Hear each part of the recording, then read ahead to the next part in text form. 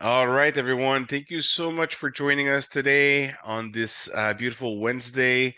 My name is Matthew. I'm the product manager for the Victor Reader stream at Humanware. Peter, you want to say hi? Hello, friends. Happy Wednesday to all. Happy afternoon or morning, I guess, if you're on the West Coast. Glad to be here. All right. So I'm seeing a lot of familiar names in the attendant list, so pretty happy about that. As always, when we do a webinar on the Victor Reader stream, we do have a lot of people join. This webinar will be recorded and we'll be placing it on our YouTube channel as well as the Humanware podcast list, either a bit later this afternoon or tomorrow. Thank you so much for joining. Once again, this is a webinar to talk about the Victor Reader Stream 1.4 update. So it's been about a year and a half since we've launched the Victor Reader Stream 3. And with the launch, we don't shy away from it. I don't shy away from saying it. We did have quite a few bugs and a few issues here and there. And with each version that we've released, with 1.1, 1.2, 1.3, and now 1.4, we've made some pretty incremental improvements that allowed us to get into a better position, better place each and every time. And the one thing that is different with this most recent update with 1.4 is that we've expanded upon our beta testers. So for the first few versions, we had a team mostly comprised of internal Humanware employees, plus a few of our European dealers for localization in terms of uh, languages that aren't English or French. And then, this allowed us to get some bugs, but not everything. We had about 10, 15 people. And a few months ago, I sent out on the groups.io user list, I sent out a call to everyone who wanted to be a beta tester. And we had about a bit over 30 people respond and were added to our beta user list. I see some of the attendants today that are in this list, and I want to thank them for being very useful, very, very active. We got tons and tons and tons of good feedback, both in terms of bug fixes, but also in terms of, improvements to do and things like that. So we feel like with this version, we have a pretty stable version. We'll talk about I'm going to share my screen. I have, for those of you, how do you call the sighted people again, Peter? The light dependent. If you're The light light dependent among dependence. us, yeah, you will have Exactly, some visuals. But don't worry, I will have some audio things that we'll go through as well. So for sure. So this is the agenda today. We're going to talk about the new features. We're going to talk about bug fixes. So it's not going to be a complete list, but it's going to be the most important ones. And we're going to talk about some known issues that are in this version and what we're going to do about them. So let's start with the new features. So I think the big one here, and this is something that's been requested for years and years, is the categorization of notes. Now I've heard, I've heard it both ways. I've heard some people say, "Oh, I don't really use notes, or I only have like a handful of notes, and it's not really that useful to me." But we also have people who have hundreds, if not thousands, of notes, and when they're all in a flat list, all contained within the same level, it can get to be a bit of a hassle to navigate through them if you have like 5, 6, 700 notes. Now, what we allow you to do is to create categories, which are in essence folders, in which you can put your different notes. So, for example, let's say you're a student, you might want to have a category for your math class, and then a different category for your chemistry class, and a different category for your English literature AP class, for example. If you're, you might want to have a category for your book club, one for your bowling league, whatever the case may be. So there is that ability to create categories for notes, and Peter will go through a bit of a demonstration on how to do that with this update. Regarding notes as well, we also now have the ability to put notes into the internal memory. So it used to be previously both on the Stream 1, 2, and the Stream 3 with versions up to 1.3, you would need an SD card to create notes. Now we've opened up the internal memory to be able to create some notes on there. Obviously, it limits you a little bit because the internal memory is 16 gigs.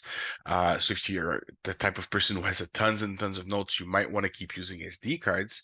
But for people who make a lighter use of the notes bookshelf and only have a handful of notes, then you no longer need to procure a separate SD card. So that's kind of useful. Bluetooth improvements. So this is also something that I've wanted to make a big focus on this update, especially when it comes to hearing aids. So the way that Bluetooth is not just one thing; it's a lot of different profiles. So you have like hands-free profile, headset profile. You've got all of those profiles, and we're only supporting a handful of them. We've updated the driver in the unit to be able to support a wider array of profiles. But there are, every couple weeks or every couple months, there are newer profiles coming out. And some of the hearing aids that we're seeing on the market use those that are very, very recent and are not supported yet onto the platform on which the Stream 3 sits. So this is not to say that it fixes everything, but I am seeing a lot of people saying that their hearing aids or their speaker that they had before that wouldn't work on the Stream 3 now does work. So it is a step in the right direction. It is the first step of many, hopefully, and we will keep improving upon that in the future. An a cappella version update. So this is a minor update. We went from version 12.0 to version 12.1. However, this version did bring a lot of improvements in terms of the performance of the Acapella engine. So we are seeing a noticeable improvement, especially when you go to higher speeds, for example. And it is bringing some new voices, especially for people in Canada. There's a voice called Melanie, which is an English and French voice. So it's two separate voices. So there's Melanie English and Melanie French. You still need to install them separately, but it is the same person behind the voice. So if you like to have content in her voice, then you can have both your French and English books available to you in that voice. Another big improvement that we brought in is TuneIn remembers positions in podcasts. So you'll remember we've introduced TuneIn with version 1.2, and our implementation with TuneIn was pretty good, but there were some limitations due to the way that their API works. And we've worked with our friends at TuneIn, and they've made some improvements to that. So it used to be that if you were listening to a podcast and let's say it's an hour and a half long podcast and you're 40 minutes in and you need to stop and go away to a different bookshelf, when you would go back to it, you would be back at the start of the podcast. Now it will remember you were 40 minutes in within about a range of about 10 seconds, and you'll be able to resume listening from where you left off, not having to start back from the beginning. So huge win there. The next one is the one I think a lot of people are going to be very excited about is the Where Am I key, the number 5 key, which tells you in internet radio on the Stream 2 told you what the artist and what the song name was. So this is something that wasn't working on the Stream 3 since the launch. We've brought it back, so it's now back and it works pretty well. The feedback that I'm hearing, it works just as well as it did on the Stream 2. Obviously, it is conditional to the radio station itself broadcasting that information. But if it worked on your Stream 2, it should now work on your Stream 3. Bigger Bookshare book support. So there is a book size limit, which used to be 5 megs. We've increased it a little bit. It's about 7.5 to 8 megs right now for Bookshare books. Now, Bookshare books are not audiobook, they're textbooks. So, I mean, when you get to a 5, 6, 7 meg book, it's a pretty big book. So I would say that like 99% of Bookshare books are supported, but there are some outliers. We've seen some things, especially when you go to things like the Bible, that can be bigger. I've had someone send me a 32 meg book. So for those, we will be doing some further improvements in 1.5, which will be coming out in 2025, where we will implement a sort of windowing mechanism where the book, when we open up a big book, will only open a certain portion of it, and then if you move further down the book, we'll move the window to go to that portion, similar to what we were doing on the Stream 2. And at that point, we'll be able to support pretty much any size book for Bookshare. The key beeps can now be turned off completely. So this was a point of contention a lot on the user lists where we've always had that option to turn off the key beeps, but it would, when you would press play, it would still be playing a beep. And then The reasoning behind that is it wasn't a key beep, it was a play beep. And it might seem like it's a distinction without a difference, but it is a distinction.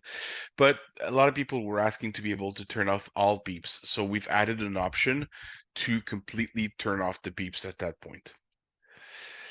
Another fan favorite was the custom sleep timers. So on the stream too, we had that option to, either set a set times of 15, 30 minutes, 45 minutes, or to enter a custom time. So if for some oddball reason you don't want 60 minutes, you want 62 minutes, then you were able to enter 62 minutes. Now, that's something that we tried to have at the release, but it wasn't working well enough.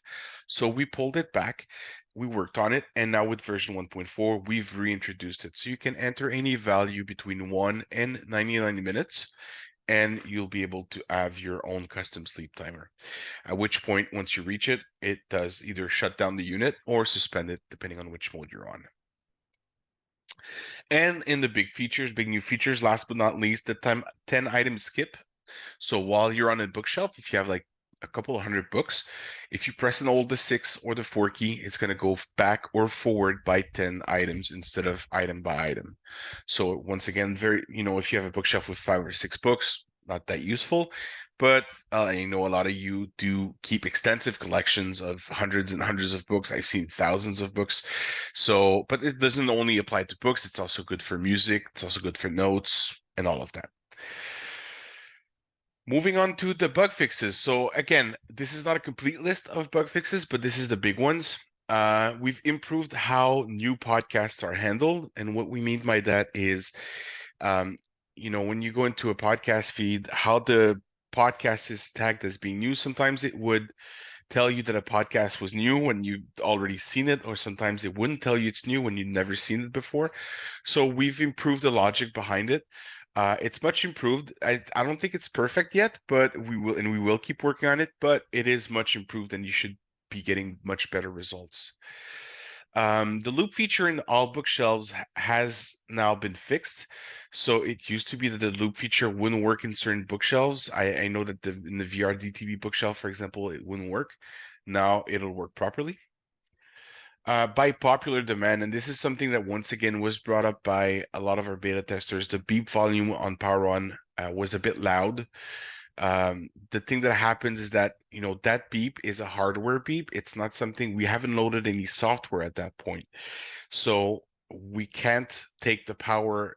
People were saying, well, why don't you just take the volume that the device was shut down at? But at that point, we haven't reached the point where we can read the value. So we've lowered the beep volume, especially on headphones.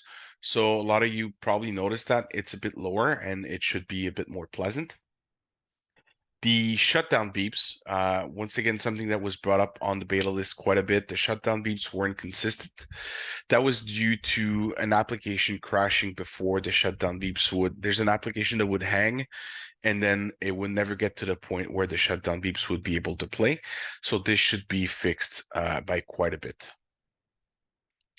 Fast forward and rewind in TuneIn. So this is something that we didn't have before. We've implemented, so you can now rewind and fast forward. The way we've implemented it is it's the same thing as on a lot of streaming platforms such as Netflix or Disney Plus or Hulu, where the rewind will rewind by about 10 seconds and the fast forward will fast forward by 30 seconds. So very useful if you just missed, oh, what did he just say? Then you can press the rewind key. You'll go 10 seconds before and you can hear it again. Or if you're in a segment and you just want to skip forward, then you can press fast forward by 30-second increments. And finally, we fixed a few crashes. We didn't have a whole lot of crashes in 1.3. It was working pretty well, but there were still a few crashes here and there that we were able to resolve. One thing that I'll mention that I forgot to put on this slide as well is we've improved the reporting on the where am I in for people in the US in Bard books. So it will be a lot more accurate than it was before when you press the where am I key in Bard books. And lastly, known issues. So here are the known issues for the Victor Reader Stream 3. We do have an issue right now with notes navigation. So going, when it's a short note, 10, 15-second note, it's not a big deal. But when you have a long note, like you've recorded a lecture of 3 hours, for example, the go to and the fast forward and rewind key aren't working.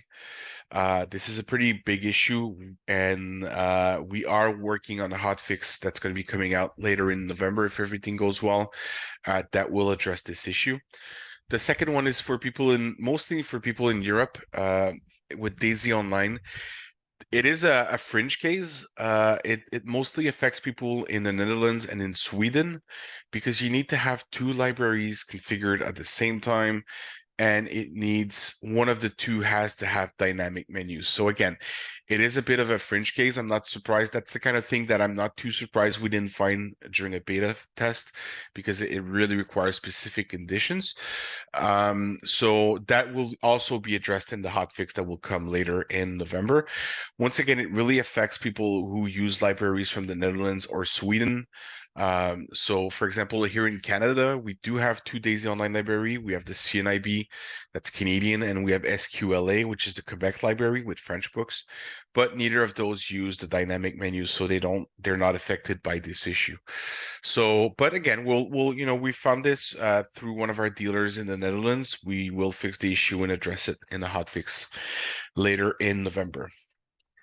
Now, enough of me yapping away with boring slides. We'll move on to the fun stuff. I know that's why you're all here to listen to. I call him the Morgan Freeman of humanware, our friend Peter, who's going to be doing a bit of demonstration of all those features. And then afterwards, we're going to take some questions. If you have any questions, feel free to put them here in the chat. There's a Q&A portion as well, Q&A section. Or at the end of the webinar, we'll allow people to, I always see Jan raised his hand, but we'll allow people to raise their hands and we'll take some voice questions as well if you want to ask. So without further ado, Peter, go ahead. All right. I don't have any aspirations of being Morgan Freeman, but someday I'll have to do like a good Morgan Freeman impression. I'll have to get caught up on my like March of the Penguins or something For sure. to do that. So thank you everybody, and thank you Matthew. And really, as you said, I mean the beauty of this release cycle in this update was having so many beta testers to give us lots of feedback, and that always comes into account. What I want to do is kind of walk us through where some of these new features are located. I want to talk about, our new notes categorization feature. Also want to look at the tune-in playback, and then kind of touch on where we go to get those new voices. There are lots of new voices that you can explore. I am going to share my screen. So let's do that. And do this, share sound. All right. And I will mute my JAWS here. Space, speech on demand. All right. Now, you should be able to hear my unit. So what I'm going to do, I am currently on my offline bookshelves. And as we know, when we're on our offline bookshelves, we can move through the various bookshelves by pressing our one key. And we usually will hear notes, and then, whatever other sort of files we might have on our device, we will hear those associated bookshelves happening. Now what happens is when I press the one key, I will be presented not only with notes, but I will be presented with either notes SD card or notes internal memory. By default, your notes are going to go to, if you don't have an SD card inserted, they will record internally, but you can change where your default notes are saved. And to do this, we go into the menu. So again, I can press my number 7 key and come into my menu. And if there are no local settings, I will go into my sort of general device settings. So I'm going to press 7. Menu, no local settings, general settings. All right, and we hear that I'm in the sort of that general settings area. I'm going to move to the right with my 6 key. Navigation and playback. Again. Wireless. One more time. Recording. And come here to recording, and I'm going to press confirm. Recording volume adjustments. So fixed. We hear that we have the recording volume adjustment. We have a recording source and things like that. But there is a new setting here. Recording the audio bookmarks default save location. SD card. And it will say recording and audio bookmarks default save location. And you hear that mine is set to SD card. So again, I was in the recording area. I moved to the right 2 times. So press my 6 key 2 times once I came into recording. This is currently set to SD. If I press confirm, I could change this to internal, meaning my notes would not be saved to my SD card. They would be saved to my internal memory.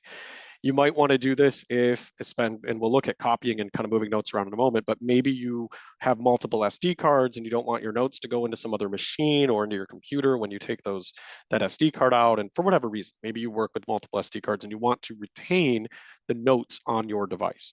So this is where we change that setting.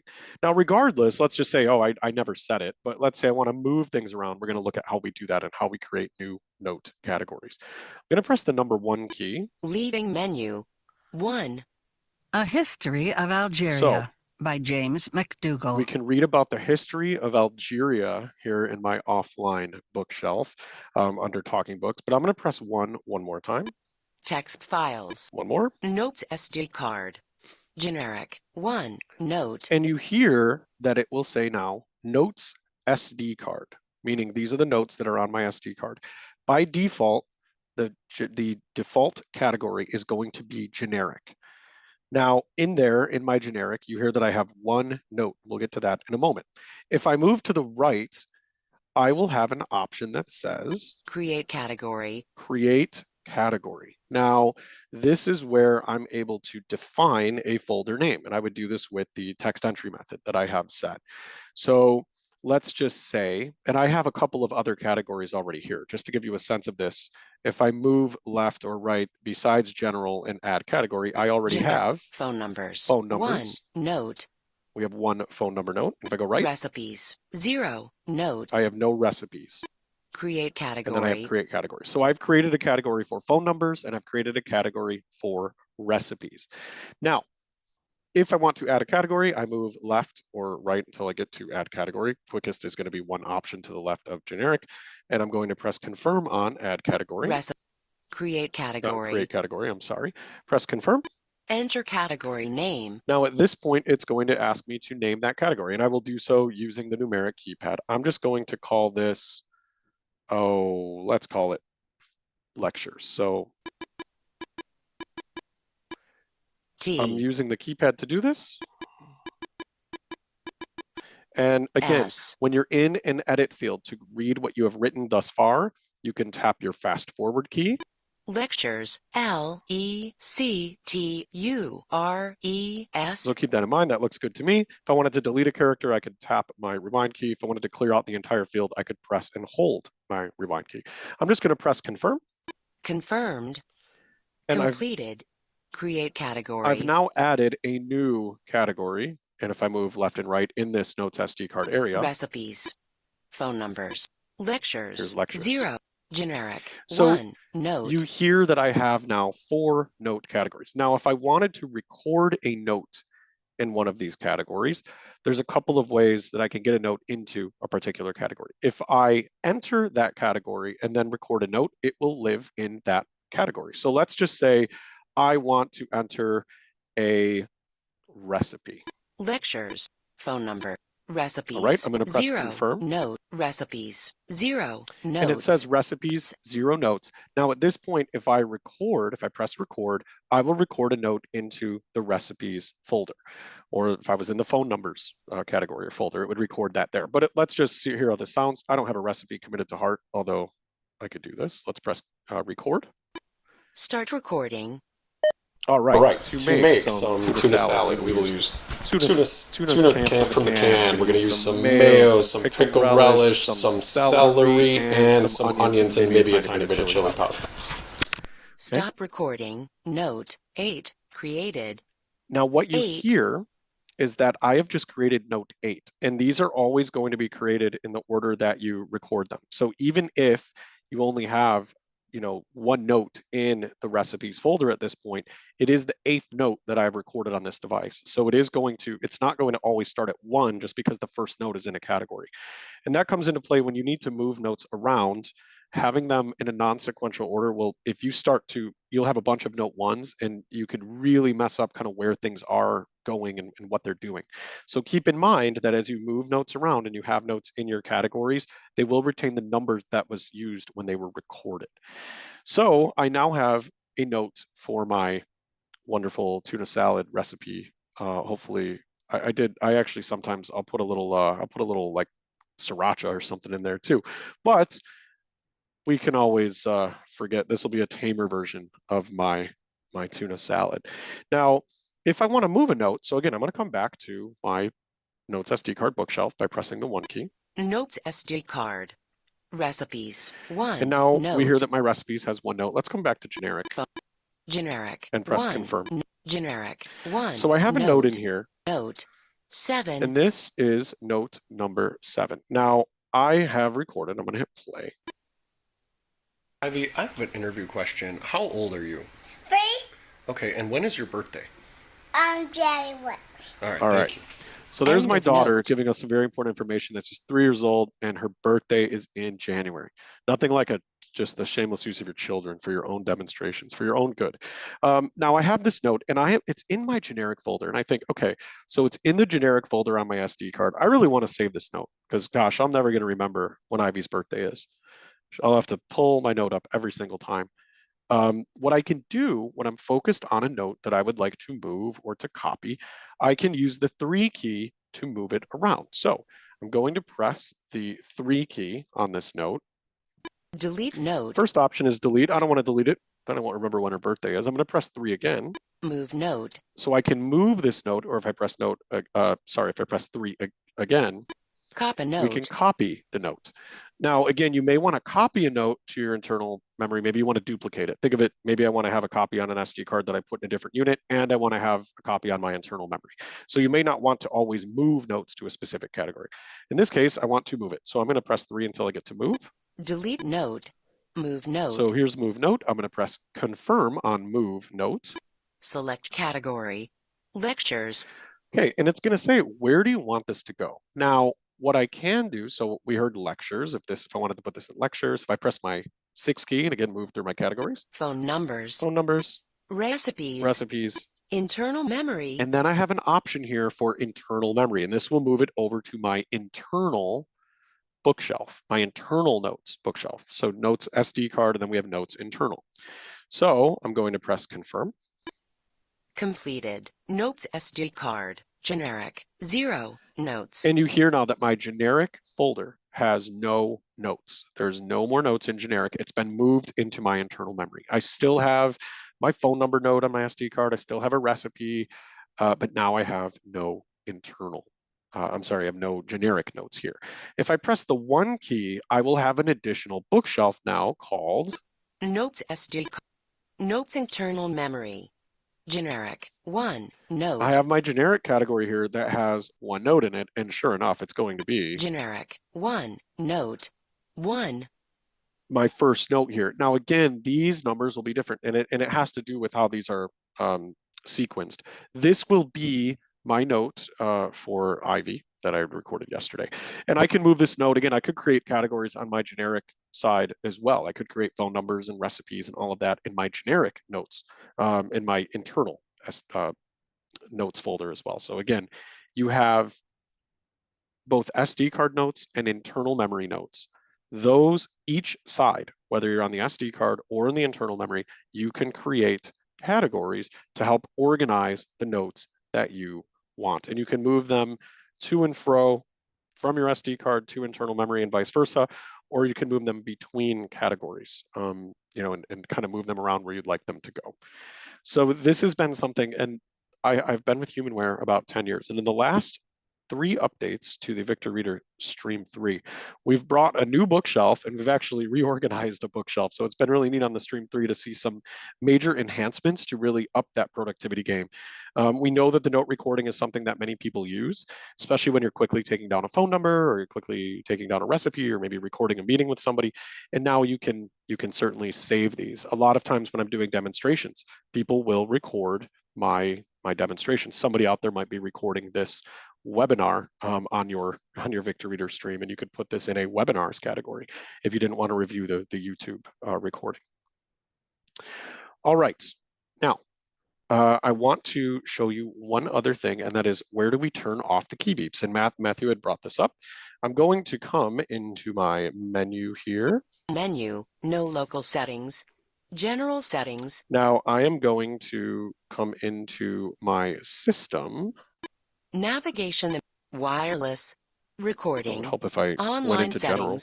Shutdown, general settings. So I'm going to come into general, I'm sorry, and then I'm going to go into system. Language. So here's language. We'll get to that in a second, but I pressed confirm on my general area. Here we hear language. I'm going to move to the right. System. I'm going to press confirm here. Keyboard. And when I come into keyboard, press confirm again. Key beeps. On. I currently have key beeps on. If I were to press confirm here, I could turn them off, and you can get rid of the tones when you're pressing keys. I'm going to press the cancel or back, sort of our cancel key, which is our star key on the device, to come back into my keyboard menus here. System. And I'm going to move into under general. Language. We have our first option is language. And this is where I will now go to explore and kind of play with all of the new voices that we have gotten onto the device that we can download from Acapella. So I'm going to press confirm on language. Download language and voices. And in here is where you can set your language voice. You can see what your additional voice is.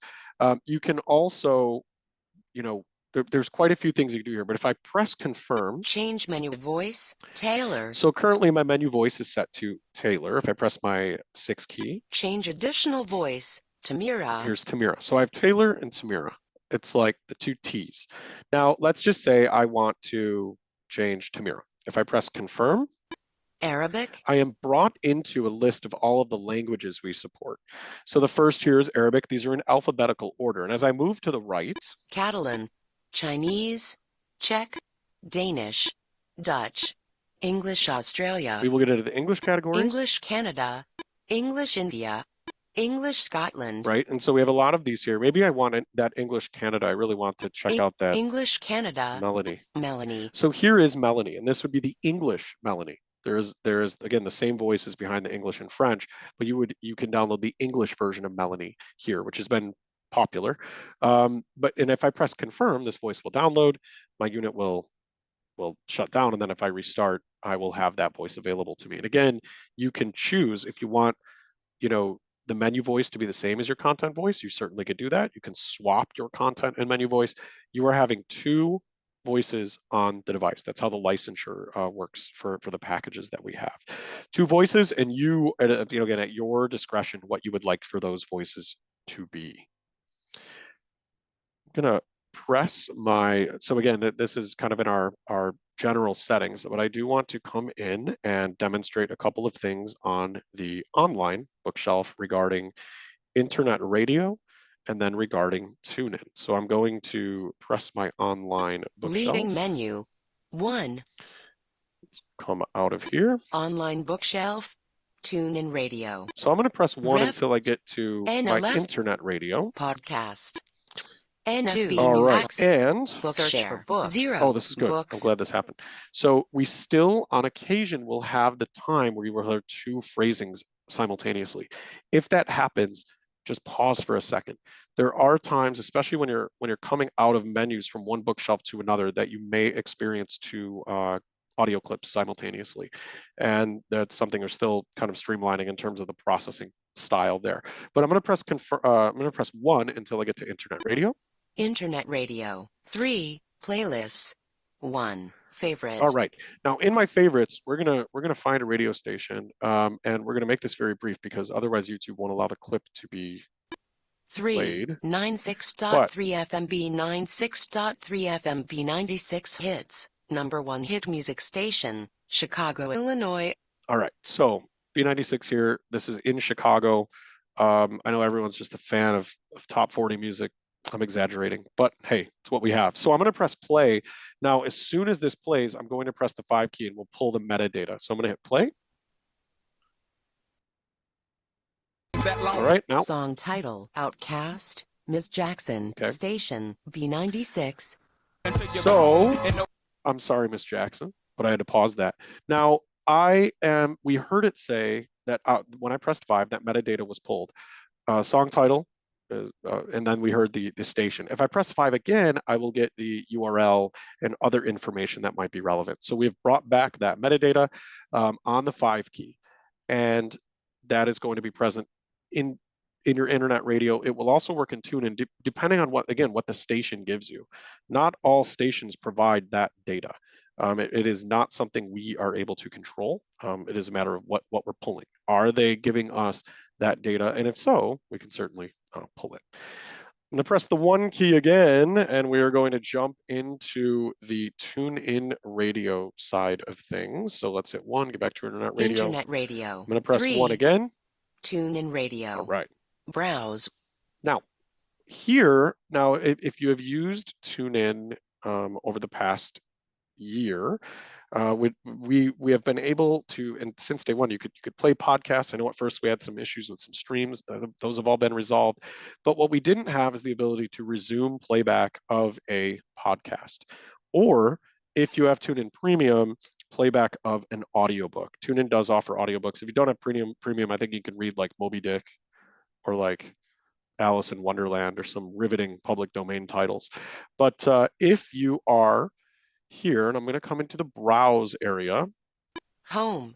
And I'm going to move to the right. So again, I went to the TuneIn bookshelf, pressed confirm on browse. I'm going to move to the right and go into my library. Browse library.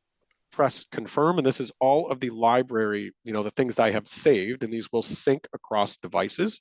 So if you save something on your iPhone, it will show up here in your library. I have a subscription to Baseball Tonight, the podcast. 8. And 8. I calls him Frederick. Ron Washington on Freddie Freeman's World Series tear. Clown car on Dodgers 3-0 lead. Podcast episode. Now, I am not here to take sides in the Yankees-Dodgers battle. I will say it's been a bit one-sided last night. We're about to lose half our audience if you do. I know. I'm not taking sides, trust me. Or at least we'll lose like the middle half of the country that has no side, right? Or something. Those are like, I don't want it either way. It's been a crazy World Series though, because Freddie Freeman has been on an absolute tear. Whether you are a Dodgers fan or not, to hit 6 home runs in 6 straight games is pretty neat. So I had started listening to this episode very briefly this morning. This is Baseball Tonight with Buster Olney. And if I hit play here, you will hear dads will be home for Halloween. I know that is something that jumped onto my radar this year, being a new father. So I was yes. Definitely. All right. So anyway, what you did not hear is you didn't hear that start from the intro with Baseball Tonight, the podcast, and all that kind of stuff with the intro music or a commercial. It started from where I had began to play that this morning, and I had since put my stream into suspend mode and done some things. You are now able to pick back up where you left off. Now, keep in mind, this is not downloading. This is a streamed episode. So when you hit play, it's not going to be at the exact instant that you might have left off at. It's going to be at the closest phrase, very similar to Netflix or, when you resume a show, it's not at like the vocal cutoff of a word someone said, but like it would be if it were downloaded. If I am listening to this, though, what I can also do, so I'm going to press play. And I'm going to move down with my onto my radar this year. Time jump 1 minute. I can move being actually a new father forward. So I was yes, definitely. Like, that's the immediate, right, like on the list right away. So I can actually fast forward or rewind. I can move around this. Oh no, they're starting to like leaf blow and do lawn work in front of my house. So I hope nobody hears this. But I am able to jump around and move through these episodes. Again, if this were live radio, I have not found a way, Matthew, have you, that you can actually fast forward live radio. But not yet. We don't have that kind of AI in the world. It'd be neat because then this webinar could jump ahead of myself and I could catch up with my own self at some point in time. That doesn't exist. But if you have something like a podcast or an audiobook, you can fast forward and rewind through that. Again, something that has been added, and I like this, Matthew, and you had touched on this to me privately. This is something that didn't even exist in the TuneIn API. They allowed us to do this. This wasn't something that a third party had been able to do up to this point, right? Yeah, absolutely. I have to say the people at TuneIn are phenomenal. They're very, very responsive. I mean, working with all kinds of partners, and there's a little message that I want to give at the end of this webinar about one of them. But you've all heard about the whole story at Audible last year, how it was difficult to get them to collaborate with us, and everything, and eventually we were able to get it going, but it took a bit of hard work. And the people at TuneIn have been wonderful. They really embrace the mission. They really, they're very cooperative. Whenever we send them an email, we get a response quite quickly, within a day or two at most, sometimes within minutes. No, they've really been great to work with, and yeah, I'm happy that we have them on board as a partner. So again, just I know it was a fast sort of run through some of what is new here, but between note categorization being really the main sort of feature enhancement, but lots of bug fixes. The where am I definitely in NLS books was a big one. Pulling the metadata, being able to get that from the internet radio side of things. These sound like small pieces, but when you start to get into the nitty gritty, and you might think you've fixed it, and then fortunately we have a wide range of beta testers who can give us feedback, and we can continuously build off of that. It's been great to see, and we're happy to have brought this update. Lots of Bluetooth improvements as well. If you're using Bluetooth devices, that has gotten a lot more seamless in terms of connectivity and responsiveness, just being able to connect. Again, I think with anything, there's always still going to be work to do, and that's why we rely on a lot of your feedback. Your feedback is why Absolutely. we are able to fix some of these bugs. Peter or Matthew or anyone internal, and even some of our third, our sort of dealer partners can't find all the issues as those who are using the stream even more than a lot of us do can find them. So it's very, very nice to have all of your feedback and participation. But with that, I'm gonna conclude my demonstration of some of these new pieces, and I think we can, unless you have some other things there, Matthew, we can kind of take up on it as we need to. There we go. All right.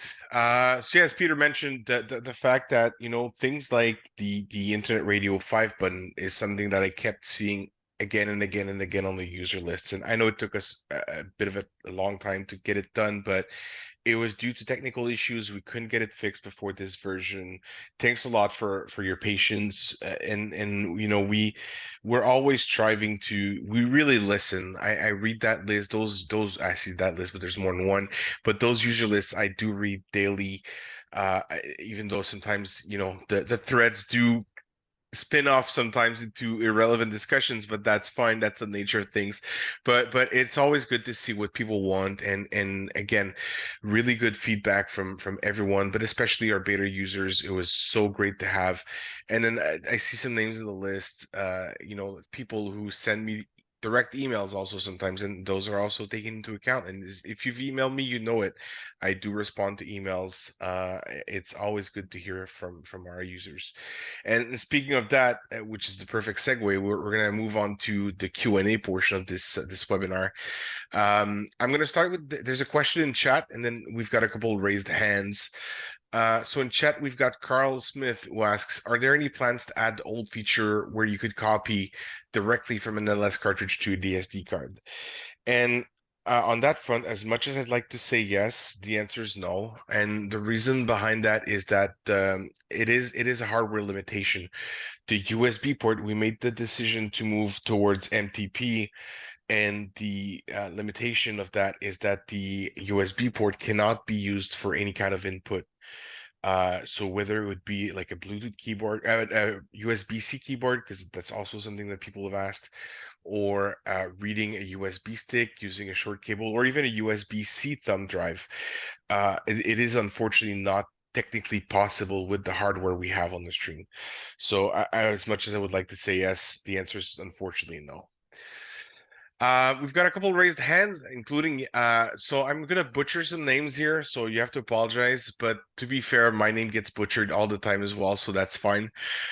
So I have either Jean or Jan Sturbins. I'm gonna click on allow to talk here. You can unmute yourself and go ahead and ask your question. Yes, hello. I have a Bookshare question. Sure. I changed the format of downloading Bookshare books to BRF, Mhm. and I downloaded a book, and the Victor Reader stream said download complete, and I got the little, bell ding what it does. But the book is nowhere to be found. I can't. So is there a reason why the BRF format Bookshare books do not download to the Victor Stream 3? And I'll mute so you can answer my question. Thank you. No, for sure. They should work. I'm a little bit surprised. If you wanna send me, I'll put my I'll put my email in the chat here. If you want to send me an email after this with the title of the book, we'll have someone test that. Ooh, I almost put in my personal email. I make that mistake all the time. Just send me an email. Oops, and I have to send it to everyone, not just the hosts. Just send me an email with the book title, and we'll do some testing on our end. It should work. BRF files, there's no reason why they shouldn't work. The one thing that you need to make sure is that your Braille table is set properly. There's a setting in the settings for the Braille table, but regardless of it, you should be seeing it. So yeah, send me the book title. We'll run some tests and check that out. Well, I downloaded 2 or 3 books, and I have a friend who also has a Victor Reader Stream 3, and she tried it, and it didn't work for her either. Okay. And when you say set the Braille table, do you mean in the Victor Reader Stream 3? Yes, correct. Yes, in the Where do options, there are a few options for the. Peter, do you want to show do you want to share your screen back and show where the Braille table options are? Yes, I will do that. And I'm sorry if you hear leaf blowing. I guess they decided to show up in front of my house to do their townhome maintenance stuff. But as I come into general settings, if I move again, if I'm in here. Can you share your screen again so we can hear the? Oh yeah, sorry. Hold on. Let me do that. Good idea. Would help, wouldn't it? Share sound. All right. Okay. All right.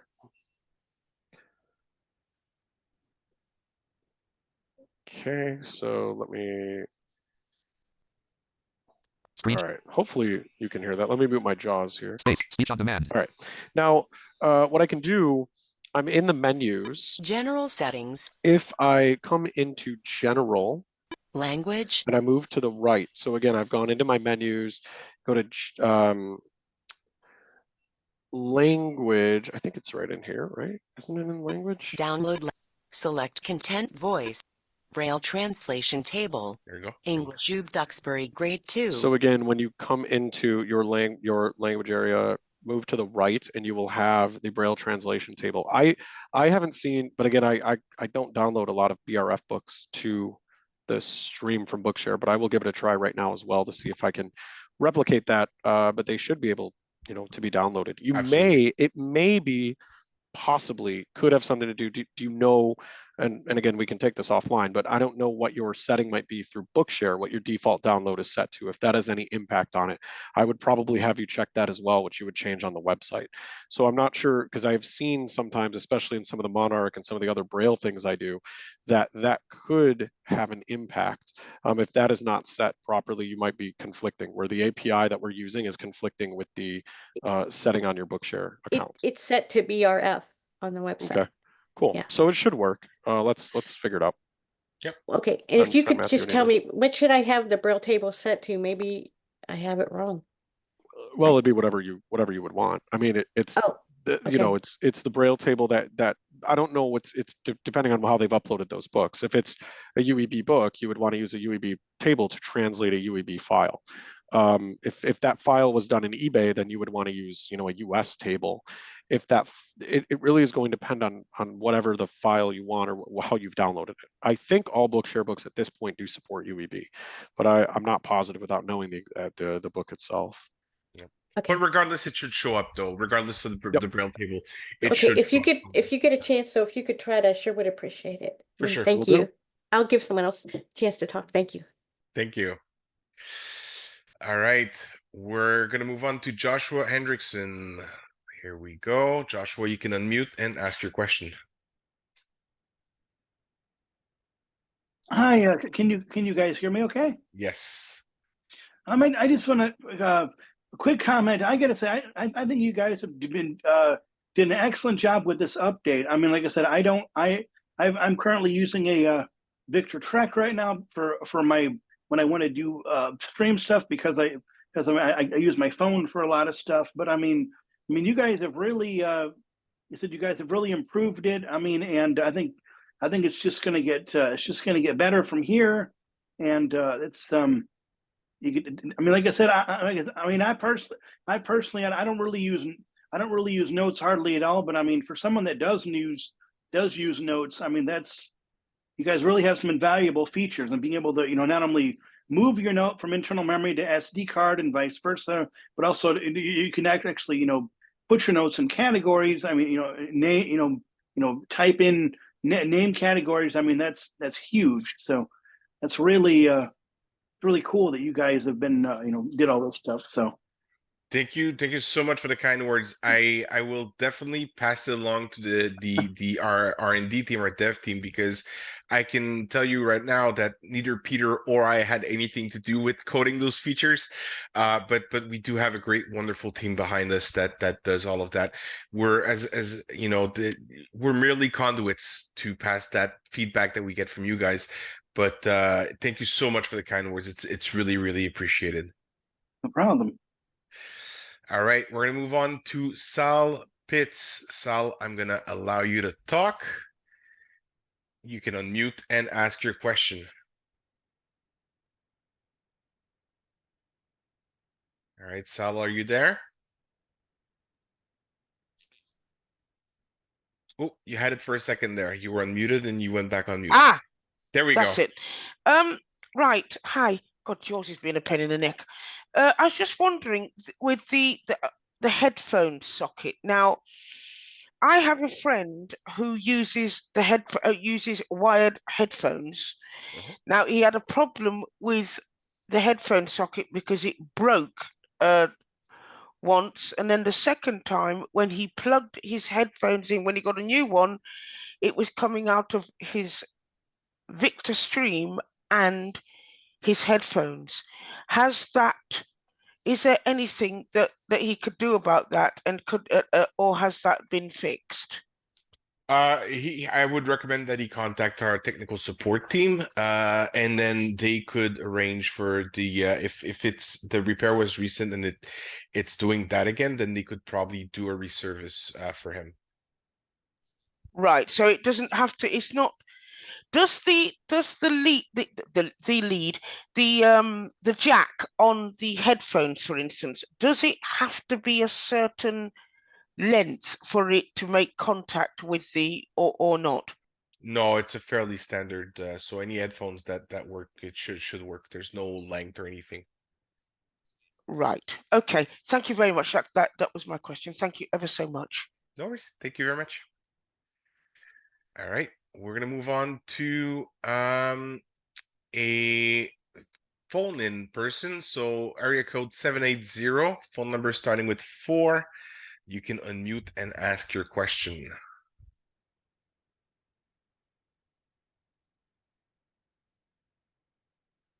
Area code 780. There we go. Sorry, I hit 76 by mistake. No worries. This is Louise Fow. I registered by email, but I accessed because I don't have the sound equipment via the phone. I joined by phone. The question I have, and I'm sorry, you will hear my jaws because I wrote the question down. Sure. Why did the notes categories de-alphabetize after rebooting the unit? Like when you create one, they're all alphabetized when you create a new one. Yep. But then when you turn the unit off, it's almost like they're doing the same thing all the books did at first. It's almost like they're organizing them by date or time. That's good feedback. I'll take that back to the team. Perhaps we can what we could do is we could add an option in the settings menu where you can have them by either created date or alphabetical order, and you could choose whichever one you want. That's a pretty good piece of feedback. See, I wasn't sure if I should fill out a bug report for that or a feature request. Feature request is fine. You can send if you have things like that. You can either call our tech support team, or even easier, you can send them an email to Yeah, will do. I'll do that too. Oh, but that's fine. Don't bother. I'm taking that down, and I'll pass that along. I'll create a something for version 1.5. And another quick one. Sure. You still can't do searches in BRF files, like text searches. You haven't been able to do that since the. So the way that the books are handled in the text, the other books and the text folders is going to be improved in 1.5, so that should be coming with it as well. That should be fixed, and sometimes it's hard to tell which Braille translation table you need for something. Yeah. Like if you don't know what format they've used, you get a bunch of nonsense characters. Usually the English US works, but it didn't with this update. And that would be, again, until you read a Braille book, you don't know what Braille code that's in. So I know it's a mess. Unless they're going to unless they're telling you, UEB, unless they're saying UEB or so we whatever. Don't have a way until some AI. And I didn't realize there was an English.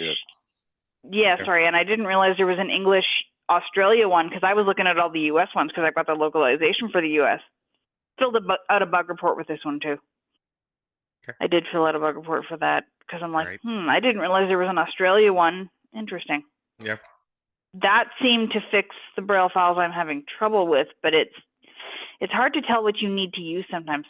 No, for sure. It's unless they specifically say. Yeah, and again, what I'm saying is there will be no way to know. There's no magic you can perform on a Braille file unless you open it to know what Braille table that is. So I know it comes down to the creator of the content. Until there is some AI tool that might be able to analyze a Braille file, without you being a Braille reader, you're not going to know until you open that file. Was this done, pre-UEB or not, and then kind of understanding what Braille code it was. And that in essence is why UEB exists. It's so that somebody can create a file and share it all over the world to every English that everybody can use. I understand the concept. Have it be, one piece. So. Yep. All right.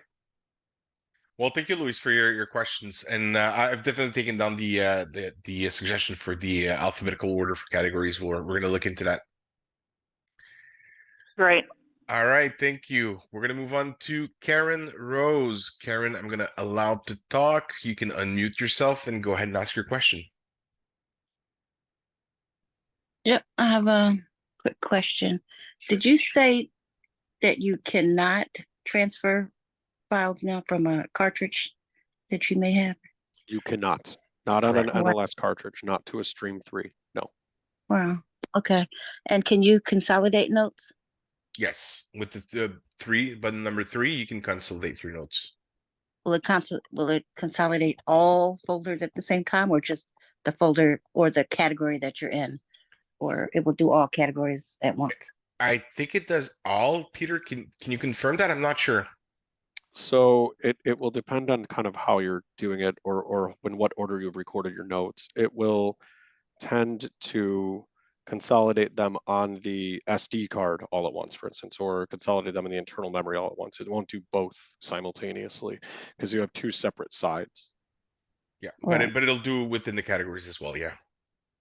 Okay, and then if you just grab your Victor Reader, because you got to take a note real quick because something is happening, and it's on notes, and you just press record. Where will it go? Will it go? It'll go to generic folder. If you're not in a folder, it just goes into generic, and then you can move it where you want it to go. Yeah. Oh, okay. So if you left it, if you turned it off in recipes, if you just pick it up and grab it, you turn it off and then turn it back on. You pick it up and grab it. It'll go in generic. Yeah. Unless you're specifically putting yourself in that recipes category in recording, it will just go into generic. And you can move it afterwards anyway. Right. Okay. All right. Thank you. Hey, thank you. Mm-hmm. All right, we're gonna move on to Abby Taylor. Abby, you can. Oh no, sorry. I misclicked. So it's gonna be John first. Abby, we'll get back to you. So John Sanfilippo, if you want to unmute and ask your question. I have 2 questions. Can you hear me? Sure thing. Question number 1 is, let's say I've recorded a 10-minute lecture or something, and there's a phone number in it, and that only is say 1 minute long, right? Mm-hmm. And I just need to hold on to that 1 minute. Can I place a bookmark at the beginning and end, and then copy that audio to a new file? I would love to be able to do that. So you can place bookmarks, but unfortunately, no, you cannot edit, like take a part out and copy that to a different place or anything. And the reason for that is that the notes are, most people use the notes in MP3 format, and to encode and decode MP3 takes a lot of processing power, and a lot more processing power than we do have available on the Stream 3. So it would be something that, I mean, technically feasible, but it might take like several minutes, if not an hour to do. So it is, yeah. Okay, the other question is about the Bookshare problem. Where do Bookshare books go? Are they in an offline bookshelf, online bookshelf? So if you download them directly from the device, they'll be in your online bookshelf. So under the Bookshare bookshelf. If you transfer them on an SD card or in the other books folder or something like that, then they'll be on the offline folder. So you have to look for the book in the online bookshelf. That's what I want to know. Okay, thank you. You're welcome. Thanks a lot. Bye. And I can confirm to the person who's having trouble with the BR apps, I can confirm something's going on. So we'll have to take a look at that, Matthew, and we'll pull that off. So I can see books, that we're having something's going on there. So we'll get to it. I've already sent an email to our head dev to look into that. All right, Abby, this time it's true. It's your turn. You can unmute and go ahead. Hi, everybody. I was just wondering, unless I'm missing something, have you considered the option to rename a note I was wondering when on that the would stream? come. I was wondering when we get that question. Actually, yes, we did. And it is something that we've been working on, and it almost made the cut for version 1.4, but unfortunately, due to some internal resource constraints, we weren't able to get it working correctly. The performance wasn't good, and we want to improve that, and we want to tweak that. So I would say at this point, I'm about 90% sure we're gonna have it in 1.5. It is something that we want to do because we know it's very useful if you want to, if you have a very long lecture, you want to give it a title with, for example, the name of the lecture or something like that. It is something that would be very, very useful. So yes, it will be available. I'll say it'll only be available if you use MP3 because we're using what's called ID3 tags to name the files. So it's not going to be available if your notes are in WAV format or in, I think, FLAC format's the other format we support. But if you're using MP3, which I think the vast majority of people are using because it's the most size efficient format, we will have that ability, if not in 1.5, in 1.6. But honestly, we've made some work on it, so I'm pretty confident it'll make 1.5. Okay, thank you very much. You're most welcome. All right. We have one last raised hand, which is David Hopman. So I'm going to click on allow to talk, and then we have a couple of questions in the chat, and we'll conclude. So David, go ahead and ask. Okay, I actually had one, but now I actually have two after that last question. Sure thing. The internet radio can, like, if you search for a station and you try to play it and it says unable to start the station, is there a way to report that station? On the internet radio station, yes, you would have to report that to uTunes. Basically, it means that it's a dead link from uTunes, most likely. Either that or it's an unsupported format. But yeah, I would send this to, I think the email is help@utunes.com. And the person at uTunes is usually pretty responsive in trying to update the links. They usually do it within 48 hours. Okay, and my other question is, since we're just talking about naming notes, and I know you said that it's going to be taken care of in one of the next updates to physically do it on the stream, but couldn't you, since they're an MP3 format, if you took and assuming they're on the SD card, couldn't you just put that SD card in a card reader, open up your notes folder, hit F2, and name the note and leave the MP3 extension intact and rename it that way? And then only read the file name? Yes, but we want to allow people to be able to be able to do it directly on the stream. No, I understand that, but I'm just saying Yeah, you yeah. could still do it that way if you really wanted to. Yeah, but honestly, there is a technical reason, because I have asked that question to our R&D team, and I can't remember what the answer was, but there is a technical reason why we need to keep the sequential file names like 00001.mp3 and so on. Honestly, I don't have the answer off the top of my head, but I know there is a reason why we couldn't do it that way.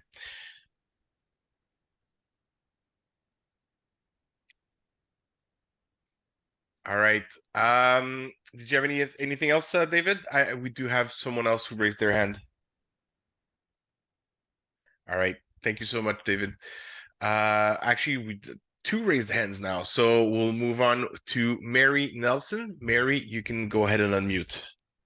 Yes. Can you hear me? Correct. Yes, we can. Okay. On that thing, I tried renaming an a note on an SD card, and when I put it back in the stream couldn't see it. So that may not work. Yeah, I think, well, it would work if you put it in the music folder. If you rename them, they won't go in the notes folder. Yeah, because it won't show up in. Yeah, it won't indexes. show up. Doesn't show up in the notes folder if and you that has to rename do again. It's kind of how we organize them by number. And when you throw that number sequencing into a loop with how we organize them, and the same is true for bookmarks. If you were to go in and your bookmarks are numbered as opposed to name, and it could there is an absolute reason for that when it comes to moving things around and indexing. I have one more. Then this is kind of a question comment. Sure. I like there are a lot of new features, and I think you guys are doing a really good job. However, something that went away in the previous download seems to have snuck back in this one, and that is that, especially in long books, sometimes it's not holding my place in the book. Okay, is this in what kind of books? Is it like NLS books? I've had it happen. I've had it happen. No, usually I don't. Yes, I've had it in different kinds of books, and it's sporadic. It's not constant, so it's hard for me to give a specific instance of when it happens. But it usually is in longer books, rather than. And I read a lot of long books, and it's just something you might take a look at. And if I can pin down exactly when it's happened, then I'll do a bug report on it. Yeah, that'd be great. And yeah, we are, very often what happens in those instances that there's a software crash that the user doesn't notice, but there's something that goes wrong in the back end. But yeah, we've improved it quite a bit, because I remember in version 1.0 it happened quite a lot. It's much better, as you pointed out, but there is still room for improvement, and we will keep improving for sure. Like I say, it's not all the time. It's just a once in a while, and I'm not used to using bookmarks on the stream because the tube was so dead on always. I just never lost a place in a book with the 2. So I need to get in the habit of using my bookmarks regularly in long books, especially. Thank you. No worries. Thank you.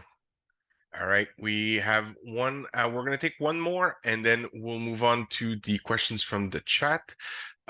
So we have Belle Mills. You can go ahead and unmute yourself and ask your question. Hello. Hi. About renaming the notes, I've done it all. I do this all the time. Take the card out and put it into a card reader and rename the notes, but it's only on the 2. I haven't tried it on the 3, but it works, and I love it. All right. All right. We'll give it a go then. We'll give it a try. All right. There's 2 questions in the chat, and then we'll conclude. So we have Carl Smith, who asks, I have a customer who wants to know why there's an 8-hour limit on the length of recording. I would have thought that 8 hours is plenty long, but it's not the first time that I hear this. It is something that we're looking into, if we can remove that limit. I do believe that on the stream too, it was due to file size consideration, because once you reach a certain size, the Stream 2 was on FAT32 file system and you couldn't get any longer.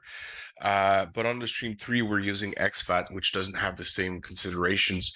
So it is something that I'll discuss with the team. Perhaps it's a limit. It's sort of an arbitrary limit now, and perhaps we can get it removed. We'll bring that up with the team. I'm gonna take note here just to make sure I don't forget. And then we have who asks, thanks so much for the great release. On the Stream 2, Slovenian was available. Any plan to bring it back to the Stream 3? I know there isn't an a cappella voice for the Slovenian, but I remember it was available for the 2. So the quick answer here is yes.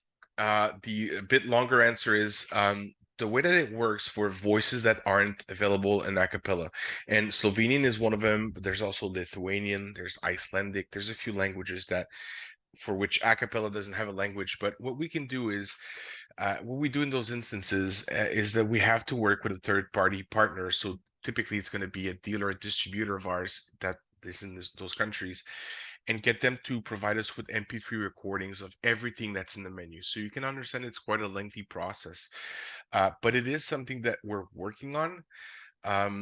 Now, it is going to be coming, I'm going to say relatively soon. I'm hoping by the end of this year, but perhaps early 2025. I'm not sure yet.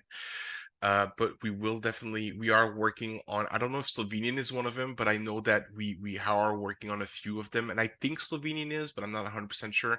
So no promises there.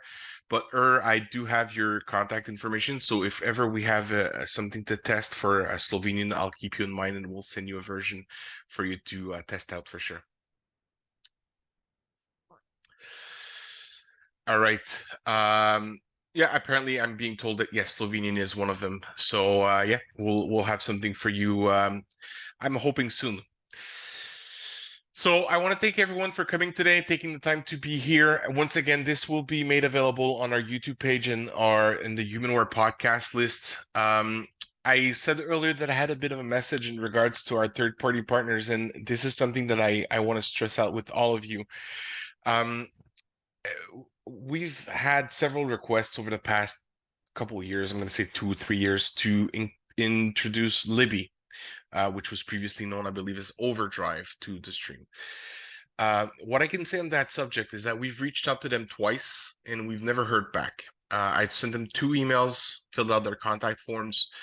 I would love to have Libby available on the Stream 3, but they haven't been responsive. So I would encourage you to reach out to either your local library or to Libby directly and let your voice be heard. Let them know that you would like them to communicate with us and have it work on the stream. And the reason I'm bringing this up today is I was informed by someone in our tech support team this week, my old team, because for those of you who didn't know, I used to be in tech support at Humanware. That apparently they are discontinuing MP3 downloads as of November 15th. I haven't checked if that's true. That's something that my tech team was informed. So I haven't had time to check if it's true. I just learned that today or yesterday. But if it's true, then that means that you'll no longer be able to download the files directly, and they're really requiring people to use the phone app. And phone's good, but a lot of people prefer to use their Stream 3, and understandably so, because it's a dedicated device. So reach out to them, reach out to Libby if that's something that's interesting for you on the stream. Reach out to them, let them know that you'd like. Again, I've tried twice with no answer. We've tried with other companies as well. I know I've tried a few we can times think with of some other ones. Spotify, Sirius. Yeah, Yep, Peter, we I can think remember of some others. Yep. Yeah, Peter sent an email to Sirius a couple of weeks ago. We haven't heard anything back. So make your voice heard. It's what made it happen on Audible. Was that petition that Jonathan Mosen started, and that's what made things move, because it was really, really stalled, and we were sending him emails and just not hitting a brick wall, not getting any response. So make your voice heard, let them know. And yeah, if ever they're interested in being on the Stream 3.